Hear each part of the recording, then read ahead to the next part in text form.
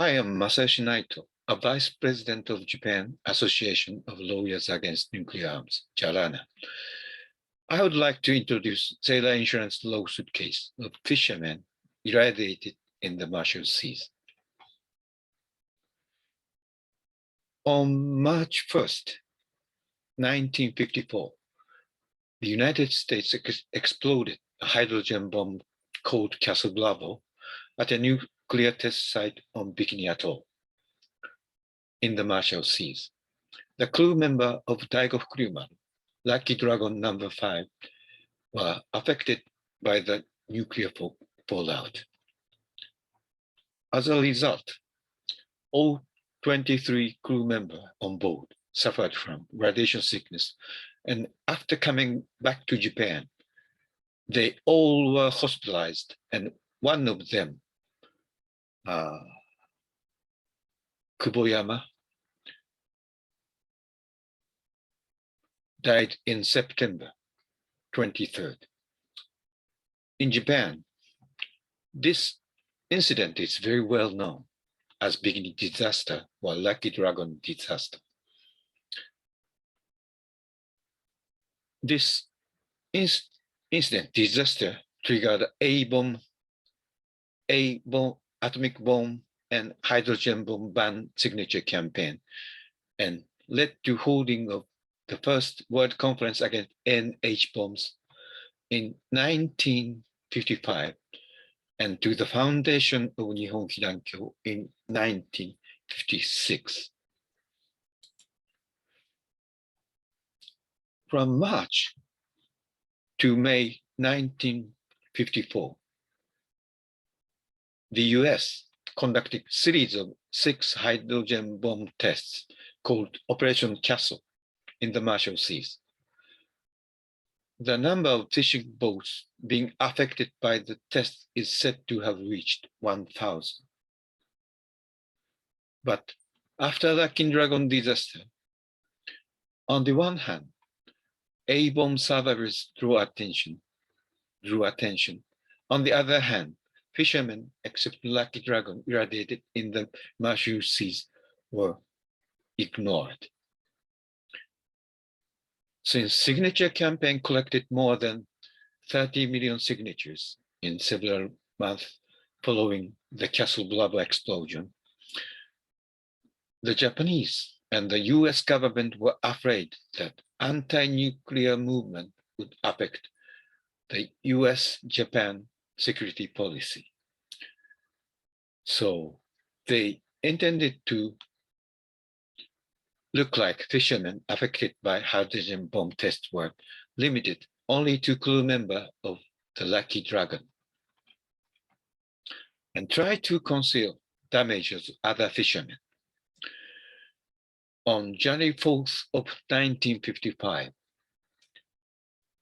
US and Japan agreed that the US paid $2 million to Japan as ex gratia payment to Lucky Dragon crew for radiation injury and ship owners for fishermen damage caused by radioactive contamination. In consequence, medical follow-ups and surveys were made only on Lucky Dragon crew. Hardship of other fishermen have been abandoned and ignored.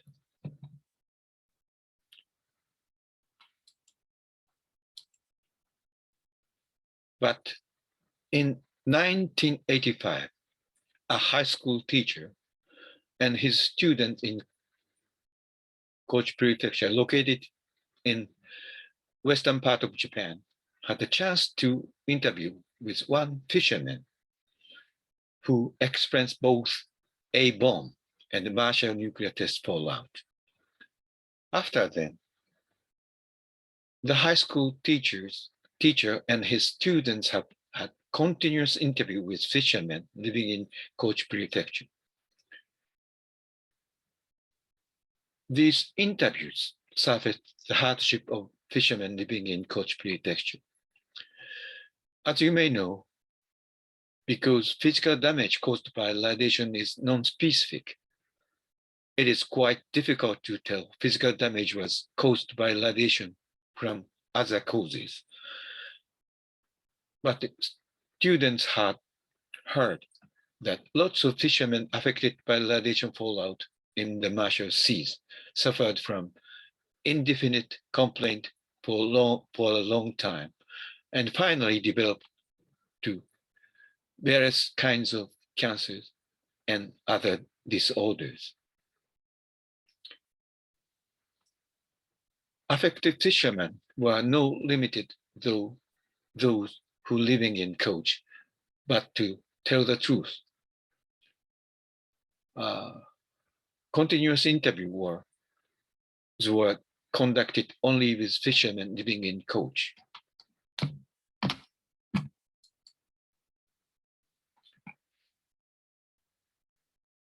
In the case that a sailor, including fishermen, gets sick due to an accident that occurred during his duties as a sailor, he is entitled to be compensated from sailor insurance.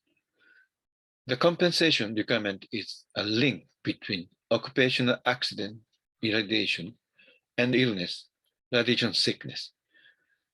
Fishermen living in coach applied for sailor insurance, but were eventually dismissed by the agency in charge. At the end of March of 2020, the sailors filed a lawsuit in Kochi District Court seeking cancellation of the dismissal. But the case was transferred to Tokyo District Court due to exclusive jurisdiction. As I mentioned, it is quite difficult to prove the link between irradiation and radiation sickness. In addition, as for this case, there have been no similar medical follow-ups or surveys conducted on A-bomb survivors. But the structure of the requirement for compensation is almost the same as that of A-bomb survivors. With help of doctors and scientists who supported A-bomb disease certificate case and Black Rain case, we lawyers practicing both in Kochi and Tokyo would like to support the plaintiffs. This is a problem case related to Article 6 of TPNW. Please pay attention to the case. Thank you for listening.